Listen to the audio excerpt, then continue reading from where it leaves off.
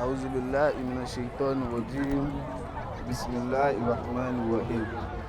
اللهم صل على سيدنا محمد الفاتح لما أغلق والخاتم لما سبق ناصر الحق بالحق والهادي إلى صراطك المستقيم وعلى آله حق قدره ومقدار العظيم. هدية مني إليك يا رسول الله. الله عليه وسلم. Aki Ọlọ́run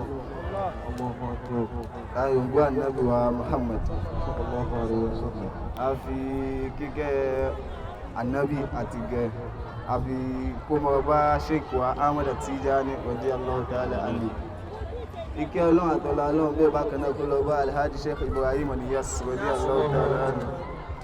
Ìkẹ́ Ọlọ́run àti gẹ̀ Ọlọ́run bẹ́ẹ̀ náà kó lọ bá Alhaji wa Sahibul Idrak Alhaji Sheikh Abubakar Siddiq Al-Miskin billah. Ìkẹ́ Ọlọ́run àti ìgẹ̀ bẹ́ẹ̀ náà kó lọ bá Alhaji wa Abubakar Siddiq Faruk Abu Rido. Salatul Fati mẹ́rin ila adrati Maulana Sheikh Suleiman Faruk oníkíjìpá multiplier OON.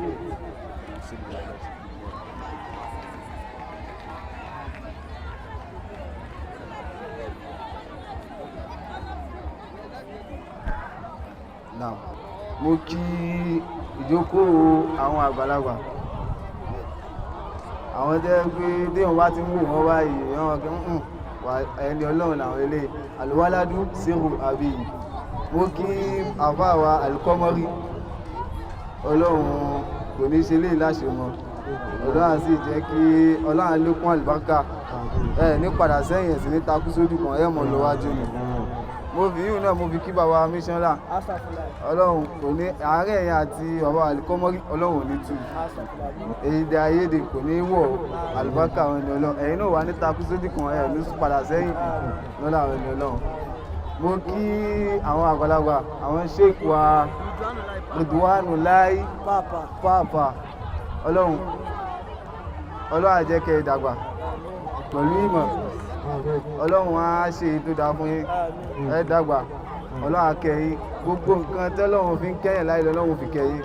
àlùbáríkà àwọn ẹni Ọlọ́run, àlùbáríkà ọba tó bí yín lọ́mọ. Mo kí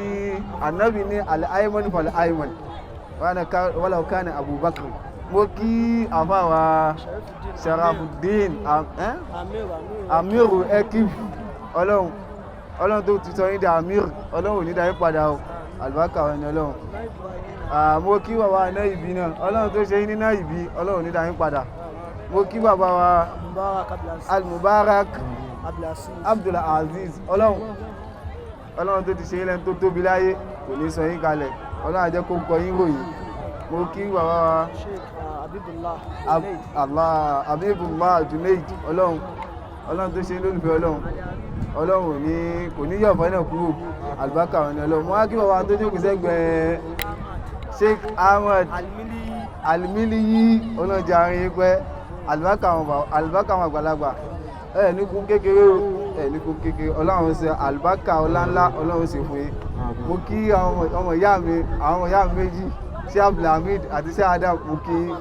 fi bàbá mufti mo kí. So ọ̀rọ̀ tiwa kò ní pọ̀ rárá, wọ́n ní ká sọ̀rọ̀ lórí perspective Islam nípa masturbation tó ń pè ní al-istimunau bil-yadi. Kò sọ̀rọ̀ púpọ̀ ń bẹ̀. Àkọ́kọ́ náà kí ló ń pè ní al-istimunau bil-yadi, gbogbo aláti mọ̀, kéèyàn masturbate, kéèyàn fọwọ́ pa ojú ara ẹ̀ títí tí àtọ̀ ó fi jáde mẹ́, àbí tí nǹkan ọmọkùnrin ẹ̀ àbí nǹkan ọmọbìnrin ó fi jáde. So àwọn àfáà lọ wọ́n ṣe ìtìláàfù wà ń bẹ̀, ìtìláàfù pọ̀. So àmọ́ kí ló máa ń bí al-istimunau gẹ́gẹ́? Nǹkan tó ń bí náà ni pé ìjọ́ tọmọkùnrin bá ti wà, tó bá ti dàgbà tó bàlágà, tó ti ń dípò náà fílẹ̀ adùn. So adùn yẹn ni ó máa pè àwọn kankan sí ńlá káì, irú ẹ̀ náà ni irú nǹkan tó ń ṣẹlẹ̀ yìí. Lẹ́yìn yẹn advantage tó wà ń bẹ, èmi ò rí advantage kan tó wà ń bí kéèyàn masturbate ju pé ìjọ́ tí dọ̀wúrí bá ṣẹlẹ̀, bóyá olówó àbí kò tí ì fẹ́yàwó àbí nǹkan kan ṣẹlẹ̀ dé ó wá di pé ọmọ mo sì fẹ́ ṣe ṣìnà òun mo sì fẹ́ ṣe ọlọ́run jẹ́ ń lọ ṣe kínní ìyíhùn dé àwọn àfáà náà sọ̀rọ̀ ń pa ẹ̀ á sì lọ á dẹ̀ fi ayàtọ̀ ọlọ́run fi báàkì tó yà àfáà fi báàkì ẹ̀ á fi báàkì ẹ̀. Disadvantage tó wà ń bẹ́ẹ̀ ni pé àkọ́kọ́ ó máa ń fa medically ó máa ń fa quick ejaculation yóò sì mọ́ fa low sperm count méjì ló mọ́ ń fa àmọ́ nǹkan táwọn àfáà wa safety lab tó wà ń bẹ́ẹ̀ nípa àwọn àfáà ìyá kódà Ìmámù Ṣáfi'í ní àráàmù ni Ìmámù Ṣáfi'í òun ní àráàmù ni ó dúró lé para àwọn àfáà náà dẹ̀ àwọn àfáà mi náà dẹ̀ wà tó tẹ̀lé bẹ́ẹ̀ tó bá kẹ̀ wọ́n sì fi àyà tán ní wàlẹ̀dínà ní furujihim.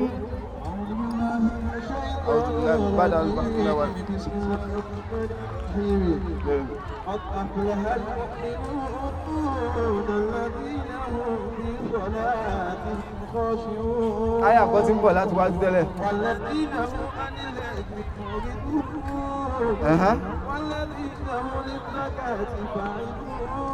Bẹ́ẹ̀ni. Ọlọ́run ní àwọn tó jẹ́ pé wọ́n ṣọ́ abẹ́ wọn ní furujihim anfusihim tí wọ́n ṣọ́ abẹ́ wọn illa tọ́ṣọ́ àwọn tó jẹ́ pé wọ́n ṣọ́ abẹ́ wọn tó jẹ́ pé àwọn ìyàwó wọn àti láyé ìjọtayé tẹ́wúwà ìsìláàmù pàmìtì kí èèyàn bẹ̀rù ẹ̀ṣẹ̀ nǹkan tó bá wù ú láì sanwó kankan ìsìláàmù pàmìtì bẹ́ẹ̀ òun lọ́lọ́run mi sọ pé a ó mọ́láká tí odidi àbúwábù kan nínú fíkíwù ni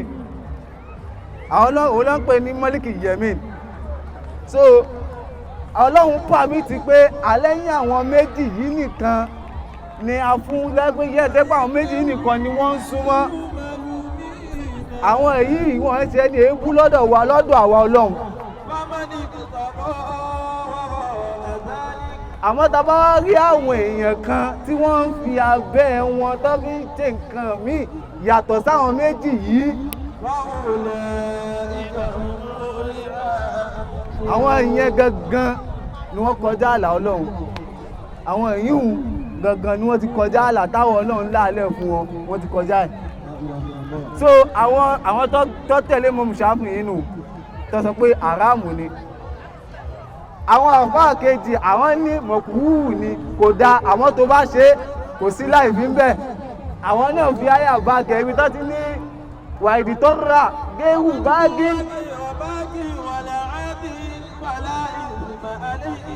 àwọn ní ìjọ tó bá rí pé o ìnira kan tẹ́gbẹ́ ìnira kan ló gbé ẹ débi pé o wá ṣe nǹkan kan tó lòdì sí tọlọ́hun tó ṣe pé ìfẹ́ ẹnu àbí adùn kan ló gbé ẹ lọ àbí o sọ pé nature kan àwọn àbá ọlọ́run ní kò sẹ́ṣẹ̀ ń bẹ kò sẹ́ṣẹ̀ ń bí yóò kò sẹ́ṣẹ̀ ń bẹ Inna Allaha Ghafurun Rahim nítorí pé dájúdájú àwọn ọlọ́run àwa làwọn máa ń forí jẹ̀dá so ayé àkùránì táwọn méjì fi bá kẹ̀kọ́ wá sí ilé tí ò sí lójú ọ̀nà àmọ́ lọ́dọ̀ tèmi èmi tẹ̀lé àwọn tọ́ní àràmù nítorí pé ìjọ tẹ́yàn bá ti rí àràmù tí solution bá dẹ̀ ti wà fún àràmù ni nítorí ànábì fún one solution ibi náà ànábì ti sọ pé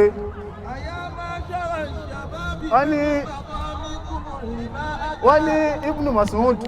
olóhun òun wà pẹ̀lú ànábì lọ́jọ́ kan báyìí àwọn kéré àwọn wà pẹ̀lú ànábì wa ń sọ̀rọ̀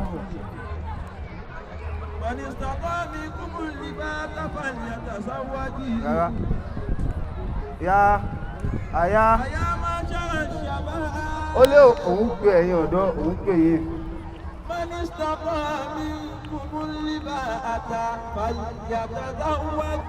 ó ní èyí tó bá ti lágbára nù yín tó ní agbára àti gbéyàwó sílé kó fẹ́yàwó nítorí pé ìyàwó tẹ̀rí yẹn kéèyàn máa gbéyàwó tẹ̀rí yẹn ó máa ń gbé ojú kúrò níbi nǹkan aburú ìjọ téèyàn bá níyàwó ó di pé yàtọ̀ sí àwọn bàbá wa ayé ìgbà wọn tó bá níyàwó ọ̀dà ò ti níyàwó ìrẹ́wò òkú nǹkan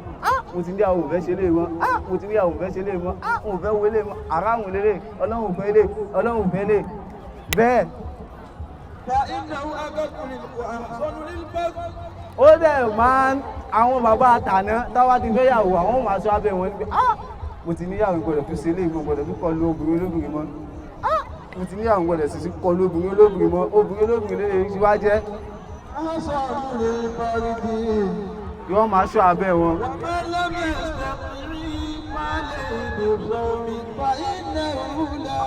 Wọ́n ní èyí tó bá wá lágbára láti fẹ́ yàwó nù yìí tó tí ì lágbára fáàlẹ́ yìí bí sọ́m wọ́n ní kó máa gbà rẹ̀. Wọ́n ní àwẹ̀ wọn yóò máa gáìdì ẹ̀ kúrò níbi gbogbo wọn aburú láyé àwọn owó máa mú kó òfin yóò mọ̀ mú kó òfin tó pé ìjọ tó bá gbà wọ́n mọ̀ ní ń gbà rẹ̀ ìfẹ́ súnmọ́ bòun lómi ń gbà rẹ̀ ìfẹ́ masturbate ń gbà rẹ̀ ìfẹ́ ṣe lé so àǹkan táwọn àbá panupọ̀ lórí ẹ̀nù so àkútorí àkókò ọlọ́run kò ní ṣe lé láṣemọ́ ọlọ́run jẹ́ kí wàá tún pé ṣèmí àlùbákà wọn ni ọlọ́run àlùbákà sheik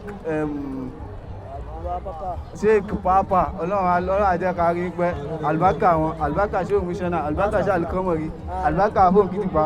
ọlọ́run ní jẹ́ kó jáṣì mọ́ fún wa ọlọ́run ni ọlọ́run subhana rabbika rabbil izzati amma yasifun wassalamu ala al-mursalin walhamdulillahi rabbil alamin.